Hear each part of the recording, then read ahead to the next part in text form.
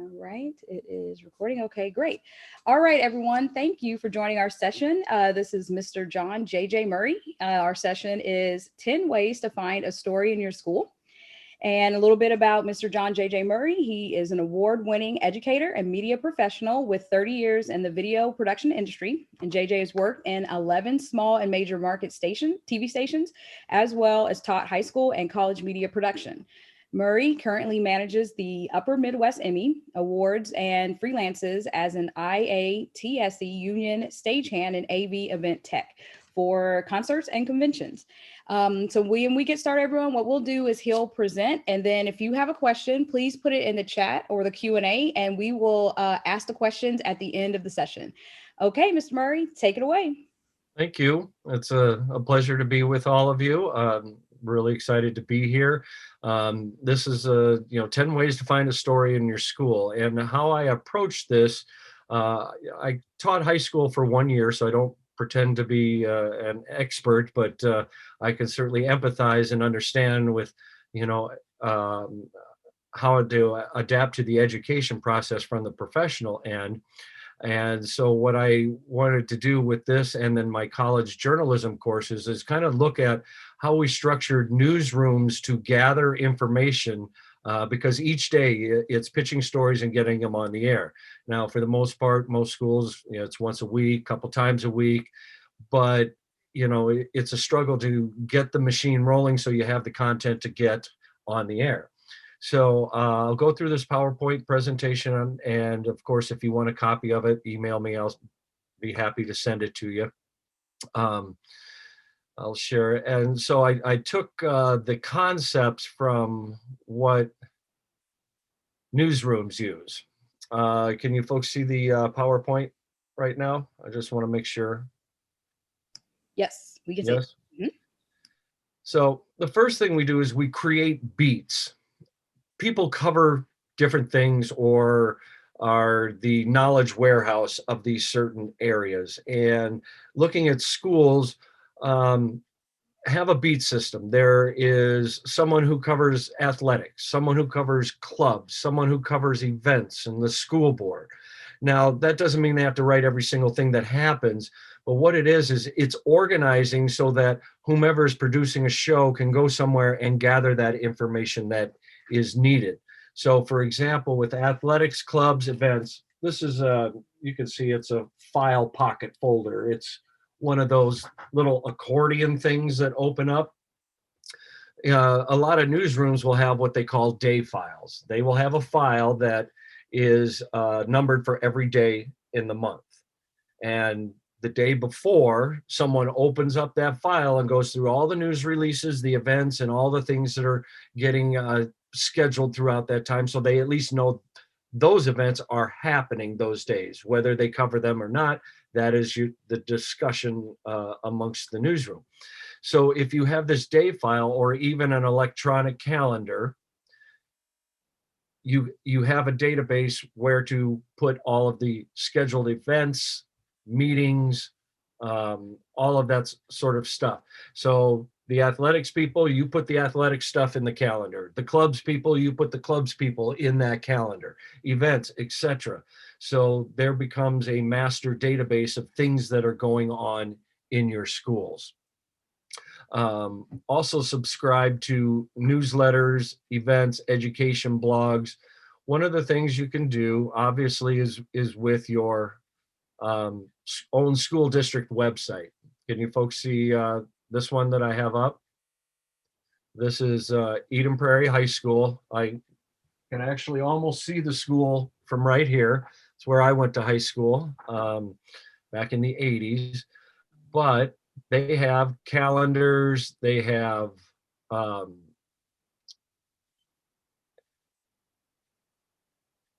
different areas of where you can find different information that you might need.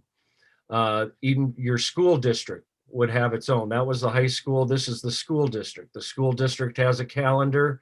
Obviously you don't need to put stuff that doesn't reference your school, but there's a database. There will always be meeting agendas where you'll know what things are going on, school projects, things like that. things that add to your calendar, if you will.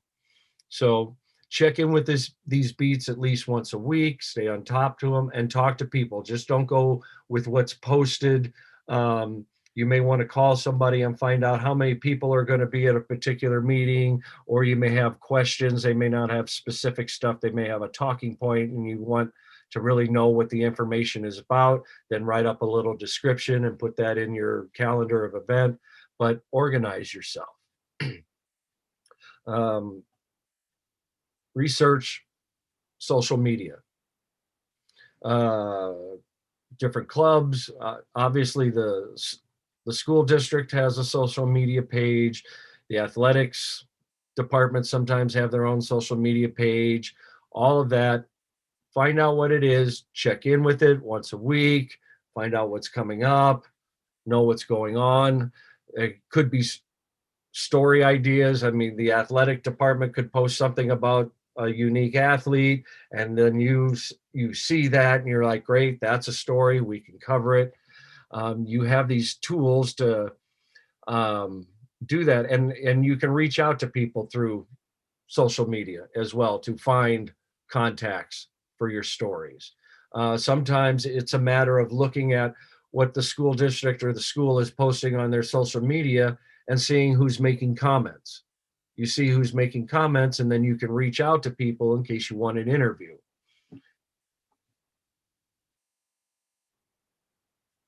Look backward, not forward, is another idea. This again is calendar based. Are there important anniversaries coming up this school year of things that have happened? It's been 10 years since this happened, or did some big event happen last year, and where are we at this year?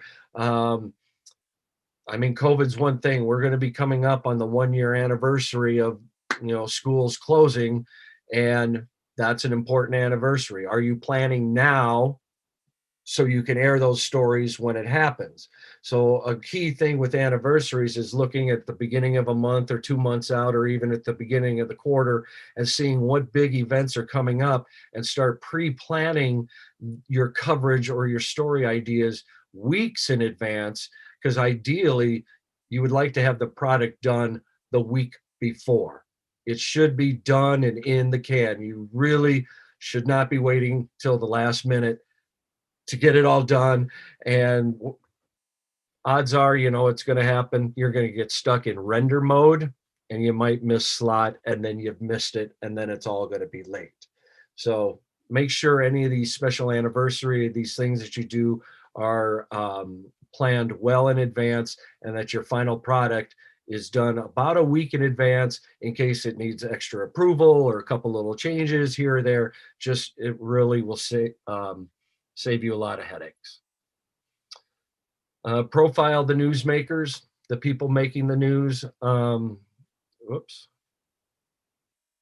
Sorry. Hit my little roll button on my mouse. Find out unique things. I mean, I love these features. I love learning about the people, the history of the school, the places, things like that. Your librarian might be an expert golfer and could be on the senior PGA. That's a cool story. We have a principal here in the Twin Cities who's a big motorcycle writer. Reveal the hearts and minds of the people of your audience, that people, they may already know. They may know these teachers, they may know these people, but they don't know these crazy things about them. I mean, when you read my bio about who I was and whatnot, and you saw my experience, did you expect to see a room full of KISS memorabilia or Star Wars? Or, there's a story behind there.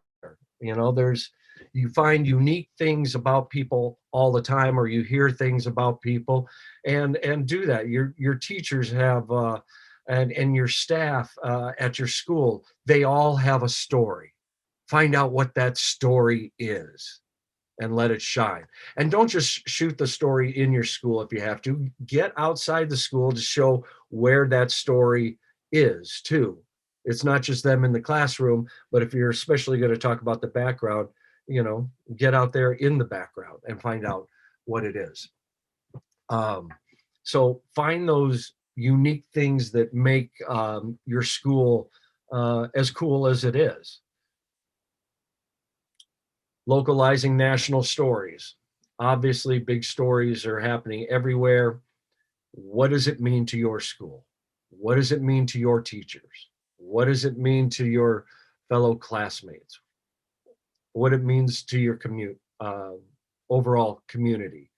So scan the headlines of what are some of the big national stories and see if there is a local angle in your school.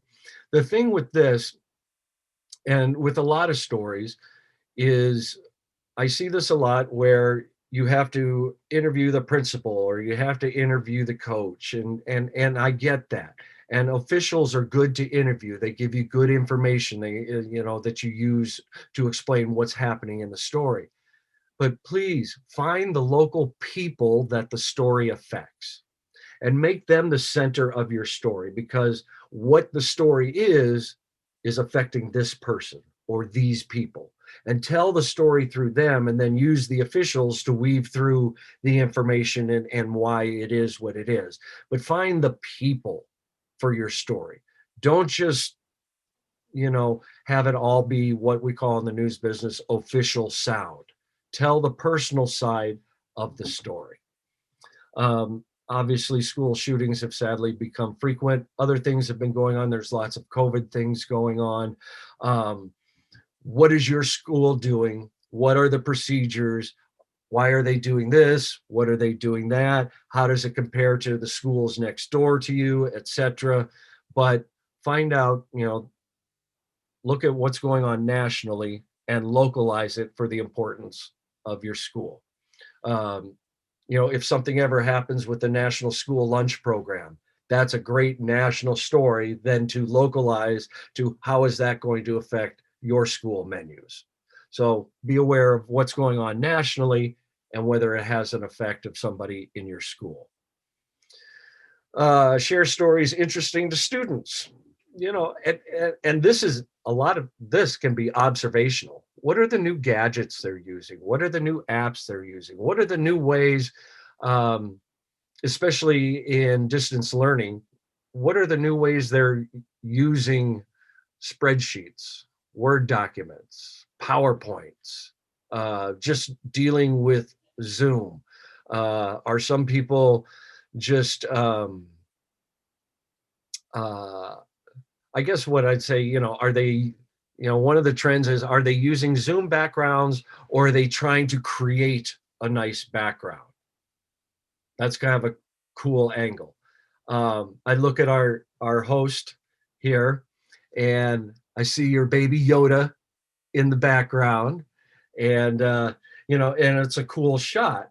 And what I do is, because I have to do a lot of these and I work from home, but I actually have 3-point lighting going on, and I am using my household items. I have a lamp right here with a daylight bulb, 56K daylight bulb, because I have windows over here. So if I have my windows open, I can have the same sort of daylight. And it's got a shield on it, a scrim. So I know some people are using the circular lights, but the circular lights leave like a big shiny thing on my forehead that I've learned. So this is all experimentation. And then what I've done is I have a ceiling fan in here with 3 lights. One is a backlight on me to give me separation from my head and my shoulders from the background. And the other 2 are directed at areas on my wall to light the background. So I'm just one of those weird guys that use my household items here to try to create as much of a professional camera look, just using the camera on my computer. I don't have an added camera or anything on that. But so thinking of trends, what are people doing? And then attend a parent teacher association meeting. They're sharing lots of stories, or find out what your parents are doing. What they have, all sorts of Facebook feeds. Your parents are following community things and stuff like that. Ask your folks, hey, what's hot on the community page? There could be, a whole bunch of garage sales that are just restarting. with people not doing them. And now they are doing them. Okay. There's a story there. Hey, kids, extra money, get in on your parents' garage sale. Start going through your closet. Say, here you go, mom, and get your own little stickers. Mark your own little stickers. So every little money, that all comes into you. There's fun things that you can do if you think about it and just see it and say, oh, well, what do I care about garage sales? Hey, you could turn this into a fun way for your fellow classmates to make some money. Then they're like, oh, yeah, that would be kind of cool. So, look at, what the mundane is and what people are talking, and you might find something interesting. Weather's always a big deal. Weather affects what's going on with your schools, how you get to school, how long you stay in school. One of the big things now is I think you folks will be the first generation that will actually never have a true snow day ever again. And because of distance learning.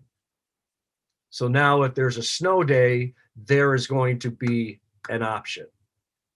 So a good thing with that is now you won't have to worry about going to school in the summer if you've got, 5 or 6 snow days that you are forced to make up, right? There's a story idea. This is one of these things that we're learning that, well, you can take it as a good thing or a bad thing. You won't get the snow day, but then again, you won't go to school in the summer. Unusually dry or wet weather can have an economic impact effect on farms, cities, schools, sports. Some of it is some schools could have bad construction or is old and there's constant leaks or anything like that. How's it affecting the turf? I know my mom lives in Georgia, and she says that some of the new turf fields that they have on really extreme hot days, they limit how long the athletes can be on it because of the fumes that come up from all the crushed rubber in the artificial turf. So you can interview science teachers about the weather, biology teachers for impacts on the environment, interview groundskeepers who manage the sports fields, so big flooding in the area, big storms in the area. How is it affecting your school? What's it doing to the equipment? What's it doing to the fields? What's it doing for your sports? Here in Minnesota, winter sports, people are always watching the weather. They need to know if they're going to have enough snow for the ski hills or that ski hills making snow, because we have high school ski teams here. So the weather does affect what's going on in your school and the sports and events. In sports, go for the stories behind the sports scores. There's so much more to athletic competition. Is there someone you should know? Again, this is athletes that, have unique stories to tell. Have they overcome certain obstacles? Have they become an inspiration to others? Do they have quirky, what am I trying to think of it? Superstitious things that they do before a game, or the way they prep their bat, or the way, are there any of those unique things? Sports injuries, what types of injuries? One of the big stories that actually one of our local affiliates did here in Minnesota, and every state is different and they're experiencing different things with masks and student athletes. So right now, there's parents in the state of Minnesota who are arguing that masks are actually causing injuries.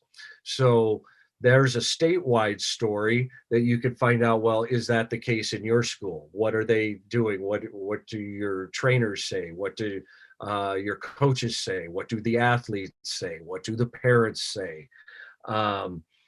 So, things that are dealing with that. So when covering sports, it's not just the X's and O's and the scores and who they're playing and how many points that they scored. That's all nice and fun and dandy, but find the unique stories and the cool stories behind the athletes. Follow the money. This, again, it comes from covering schools in the cities and looking at their agendas and how much money is being spent, because you will find out what is coming to your school or what isn't coming to your school. As far as construction projects, capital, especially now, what's being spent on air filtration in your schools, what's being spent on PPE, what's being spent on that. Find out how much money you're getting, where is the money coming from, are you getting it now, is it coming later? um, keep keep your eyes open for the money things around your school. um, let's see.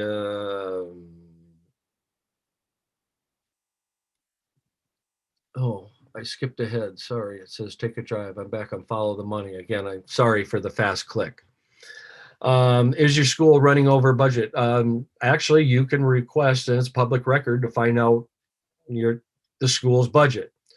So there will be an activities budget. You can find out how much money certain sports are getting, how much certain activities are getting, clubs are getting, and find out, do your own research, in fact, and do some analytics on it, and see if there's an imbalance of where money's being spent, and it's income versus expenses. And you can actually find stories by just looking at the financial situation of your school. Now, I'm not saying you're always going to find something that's earth shattering, or, and it's not to be used as, well, let's go get somebody because they got to be doing something wrong. Just look at what it is and then ask questions. And then that's when you'll find out whether you've got a good story or not. But just look at the money and where the money is coming in or going out, or who's getting what. Look at teacher salaries, starting teacher versus senior teacher. And, especially when it comes to retirement, every year teachers have to retire. A lot of it is money based because these teachers have reached this high of the pay scale, and the new teachers are coming in down here. But that's also happening in the real world. So we use this, the same method to look at corporations and government spending and city spending and all of that. It's the same techniques. Be the watchdog, if you will, but cover both sides of the budget and the money issues. Don't look at just the expenses, but look at the income. So make sure you are always trying your best to compare apples to apples and not apples to oranges. And as I mentioned, do comparison sorts on budgets, different departments. Take a drive, take a ride around your school. Things that happen in the community also affect your school. I live in a community, and why I have some of these abandoned homes being demolished and whatnot. When I first moved to Eden Prairie, when I was in 8th grade. And this community was farms, barns, and horses. We had 16,000 people. My graduating class was 260. My son graduated from the same high school, let's see, he's 23, so 5 years ago. The city is now 65,000 people, and his graduating class was almost 1,000. So that's how big this community has grown in the 30 years since I graduated high school. So abandoned homes being demolished. There was actually a story about 15 years ago in our community. They were getting ready to tear down this building, and some historian said, wait, don't you realize that was one of our first schoolhouses in the community back from the 1800s? And it was because this historian found that, then they were able to move the school and, preserve it and do that. So if you see some construction, just ask questions. Oh, what's going on here? Why are they tearing this down? What are they doing this? If they're doing additions to your school or the property. Like I mentioned, my senior class was 260 kids. But I was I was in the first sophomore class of that school. So it was a brand new school. So we went from a small farm school into this big, what we thought was a big half empty school in the 1980s. Well, now that half empty school that first opened in 1984 has now been added onto 3 times, and now almost reaches next to the community center where the ice rink was, where there were basically soccer fields at one point. But now the school has swallowed up all that land. Um, businesses that cater to your needs. You know, we had a sporting goods place here that did all of the different athletes. They go there for their shorts, their school shirts, you know, all that stuff. It closed. Dangerous intersections, bus stops, anything like that. You hear somebody talking about, oh, this bus stop is still a nightmare. Okay, go find out why. But you have to, you know, take a drive, listen to people. You know, there's always, you know, food drives, holiday coat drives, other things going on in your community. If you just keep your eyes and ears open. You know, we all have a tendency to we plug into our tunes, you know, we get on our phones, we do all of that. Turn that off, turn it out, and tune in to what's actually going on around you. Uh, you can find a story idea on the way to school, sitting on the bus. You really could if you have your eyes and ears open. So there's my information. My email is jj@midwestemmys.org. I'll be happy to send this to you so it can be a helpful reminder, and you can help kind of create your own system or places to look. All this was to do was to give you places to start looking for the stories. They're not always going to give them to you every single day, but it's where you go to find the pulse of what's going on around you. All right. Thank you for the presentation. And if anyone has any questions, please type them in the chat or the Q&A. I do have a question. How would you recommend they cover a story of tragedy? So let's say a young student passed away in a car accident, maybe an illness, maybe, you know, something sudden. How could they go about reaching family respectfully? How much time should pass before covering a story? What recommendations would you give them for covering something like that? It's really tough even for professionals. Mhm. Um, you know, I spent 20 years in local news, and every day that I had to go out in the field, I was generally talking to somebody on either the best day of their life because something really great is happening for them, or it's the worst day of their life because something bad has happened to them. And it's never easy. So the first thing I would do is look at your local community's television stations and go to their websites and build an archive of what they've done to cover these types of stories. They will certainly be a little bit more immediate because it's their job. They're on the scene that day. They got to talk to people that day, or they're trying to talk to them the next day or the day after. Um, as students or educators, I, I would not reach out to the family at that time whatsoever. I would wait till the process is over. Okay. Let the professionals take the heat for being vultures. You folks do not need that at this point. Um, the thing but if there are memorials or things that are going on to help, focus on that and focus on the people that are coming together to help um, the people heal. I would not try to go to try to interview the family or anything like that, unless, of course, you know, one of the family members or a close friend or somebody reaches out. I get that, and those are special circumstances, and that's because you've dealt or you've created a mutual relationship, and a lot of times that comes from not being seen as the vulture. So I know some reporters in the field who they will go to someone's home because they have to that day, but they don't have the cameraman or camera person standing right next to them, ready to shoot as they're knocking on the door. Mm. A lot of times they will just approach by themselves, uh, and say something cordial and polite. I know a lot of people say, "Look, I I understand you don't want me to be here. I get that, and I wish I didn't have to be here, but it is my job. I know it's a difficult time. Here is my card. When you feel the time is right and you would like to speak to us, we would like to hear your story. But there's no pressure." And then they'll just thanks and walk away. Now, sometimes they'll be willing to agree to let you in right then and there and do it.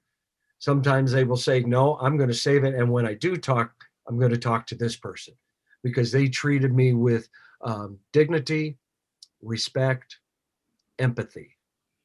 So when tragedies happen at your schools, and they will happen, and I'm not saying it's going to be the worst thing, um, but people get sick, and even people with illnesses. I mean, losing a classmate or losing a teacher to anything, pulls at the heartstrings of your school community. So honor them by showing what your school community is doing to address it. And it's not bad to talk to counselors and let counselors say, be able to tell their story. Do a story on the counselors. What do you do? How hard it is for you, because you see these kids every day and they come to you, and you hear things, and when you get to sit down and listen to an interview and somebody talk to you, you have such a greater understanding of the emotion that's going through it. So that would be my thing, is just find out and do the stories of healing and not cover the actual um, tragedy itself. Okay, great. That was great advice. Thank you. We have another question coming from Forest High School, and they said, what's the expected length of a good story? Good question. Um, I'll tell you, in the professional industry, they're pretty tight on time, and it's tough. In smaller markets, I guess first of all, you have to decide how much is your overall time, because I always hear about package time. I've only got, you know, in small markets, they may give you 2 minutes. In major markets, it's 90 seconds, maybe a minute sometimes for your package. Well, what does your story involve? So if there's an anchor intro, I'm sorry, I have paint on my hands. I'm working on my working on my house. So when I'm using my fingers, that's um, so you have your anchor intro, anywhere between 10 and 30 seconds. I do anchor intros that are a little bit longer because I want the anchors to write something that has some meat, some statistics, things like that, to give them anchor duty instead of just, oh, here's a couple sentences and now we'll toss to the package. I just kind of see that as a waste of an anchor space. So there's an anchor intro. Does the reporter have an intro? Then is there the package? Then there's the reporter talk on the backside of the package, and then is there an anchor tag? So look at all of those elements. So and you don't need all of those elements. Sometimes you just need an anchor intro, a package, and a tag. Um, in the industry, I'll say the industry standards are generally 2 minutes for a package, 90 seconds or a minute and a half. The bigger the market you go, the smaller the market, they have more time to fill because they have fewer reporters.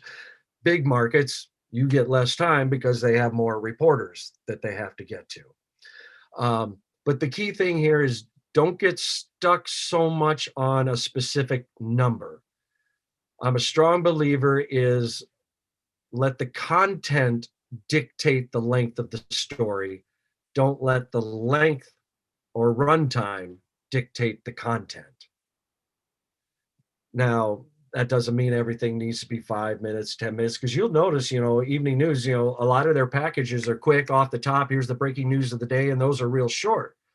But I've seen some investigative pieces run 10 minutes. The news stations, they will give time where time is due. but don't waste the time with 30-second sound bites, uh, and stuff like that. So that's rough guidance on time. I hope that helps. Okay. All right. And then another question. Who was the most famous person you interviewed, and like what was your most memorable story? um Geez, that's hard to say. I tell you, I got to meet a lot of musicians, and actually in Sioux Falls, South Dakota, of all places, is the town where I actually interviewed, Kiss. I interviewed Metallica, Garth Brooks, Clint Black, Marie Osmond, the Oak Ridge Boys, the Scorpions, Damn Yankees, Bad Company. I'm just trying to think of all this, and that was just in that one state. And a lot of that was just creating an entertainment thing, creating context, because we didn't do stories on all these bands all the time. But what we used it was for the end of the newscast where we say, hey, and tonight the Scorpions played down at the Sioux Falls Arena. Here's a little clip from the show. Have a good night. So I got to meet these bands just to shoot the kicker stuff that ran at the end of the newscast. So that is something to do. You reach out to the publicists of these artists, and to create, and because they will ask for credentials, they'll ask for on stationery. You'll have to make a formal request to do that. Um, I know. Try to think. I've met a couple presidents. I met Clinton and Bush. Um, my last job as news director in Waterloo, Iowa. Tom Brokaw came to our studio to do Meet the Press on the Sunday before the election between Barack Obama and John McCain. And John McCain was live in our studios. Tom Brokaw came here. He did the show. He brought his golden retriever with us, or with him.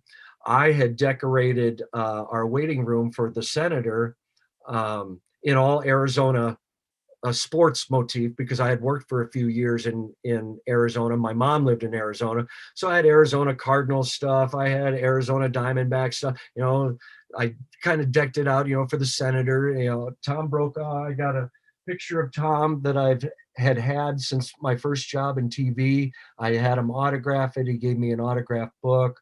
I've met movie stars because of media junkets to promote movies, stuff like that. I don't get into too many details because some folks were really nice and some folks weren't.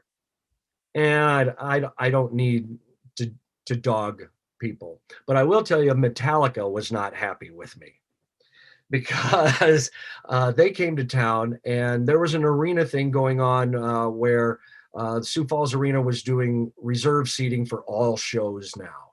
They used to do open seating, but then they didn't. Metallica was the first concert where this reserve seating was there. And so, I interviewed them, on the pretext of this, but it was also because of Garth Brooks that was coming up, where Garth fans were completely upset that they couldn't have the general admission and just cram as many people in there. And I got a call from the publicist after the story. How dare you use us for a story in which you also put Garth Brooks? We thought it was just going to be about us. I went, okay, live and learn. So, but I got to make up, because then several years later I was in Minneapolis, and Metallica came to play, and I was working on the morning show at Channel 9, and I got to interview James Hetfield, got my picture taken with. They didn't remember me one bit from being that guy in Sioux Falls, because they meet people all the time. And it's just I don't even know where to begin, because they come in and out and in and out. And but as I like to tell people, I've met a couple presidents and I've got to hang out with a few rock stars. So, I've got to run the gamut. Oh, that's awesome. All right, so we're going to share our last question, and then if you want to just close us off to let us know any final words, final thoughts. But our final question says, how long does it take to produce a good package? Uh, it's tough because I know people that can do it in a day. I mean, that's, what your local news people do for the most part is they kind of have an idea the day before. They kind of look in the calendar or they pitch ideas and say, hey, I want to cover this story the next day. And they make their phone calls a day ahead of time.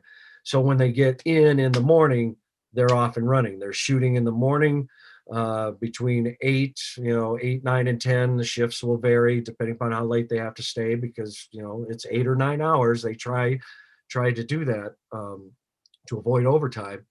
So you shoot your interviews in the morning if possible. You write and edit in the early afternoon, and then you're on the air by 5 or 6. Um, Now, stories that need to take more time, plan them out.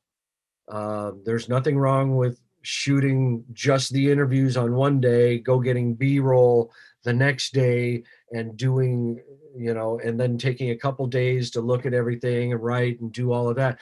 That's great if you have the time, but you can do good quality stories day in, day out. And what I used to do, at least for my resume reels, because in my early years, I was a one-man band. I guess you call them video journalists now, multimedia journalists.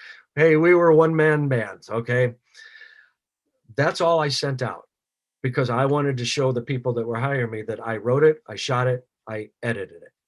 And I only gave them day turns. I said, this is what I do on a day-to-day basis. So they knew what they could get. Because I got burned in the hiring process. The first time I hired a few people that came out of college, I thought their stories looked great. And then I found out, well, they did that story over 3 months and I needed to do that story in a day. So that's how it goes. Okay, closing statements. Anything you want to just share with the young people or anything about the presentation? Just ask questions. Be in wonder and amazement of everything around you. It's 18 below here in Minnesota, wind chills 35 below. And I'm wondering how my dog mushing buddy Jack is doing with his 20 Huskies a few miles away. Um, just have a curiosity about everything that you see, everything that you read, everything that you hear. It's that always asking yourself, why is it this way? Why is it this way? And then that's what your stories are. You are explaining to people why it is this way. And just, don't tune yourself into gadgets all the time.